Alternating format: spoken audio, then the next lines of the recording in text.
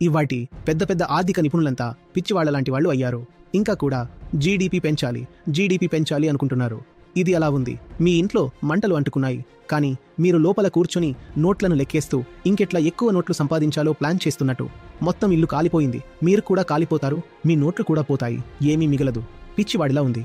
Electric vehicle గురించి మాట్లాడుతున్నారా? Electric vehicle కూడా కార్బన్ ఎమిషన్ 25% తగ్గిస్తుందో లేక 50%, అది పూర్తిగా ఆధారపడుతుంది ఆ ఎనర్జీ ఎక్కడి నుంచి వస్తోంది అన్నదానిపై. ఆ ఛార్జింగ్ కోల్తో వస్తుందా, సోలార్తో వస్తుందా, లేక న్యూక్లియర్తో వస్తుందా అన్నదాని మీద. మీరు అర్బనైజేషన్ను పరిష్కారం అనుకుంటున్నారేమో, కానీ అది నిజానికి మరణమే. అర్బన్ హీట్ ఐలాండ్ ఎఫెక్ట్ చూసారా? అర్బనైజేషన్ వల్లే అవుతుంది. కానీ భారతదేశం మొత్తం పాలసీ అదే మీద ఆధారపడి ఉంది. మనమంతా అర్బనైజ్ కావాలి అని, చాలా వేగంగా జీడీపీ పెరగాలి అని. కొండలు తవ్వేయండి, నదుల మీద ఇంకొన్ని డ్యాంలు కట్టేయండి. ఈ మీ జీడీపీ కేంద్రీకృత తత్వశాస్త్రం చాలా చెడ్డది. చాలా చాలా చెడ్డ ఫిలాసఫీ ఇది. ఇది వచ్చే కొన్ని దశాబ్దాల్లో మనల్ని పూర్తిగా అంతమొందిస్తుంది. మనకి చిన్న చిన్న ఇబ్బందులు కాదు రాబోయేది. మూలాల నుంచి మనం నేలమట్టమవుతాం.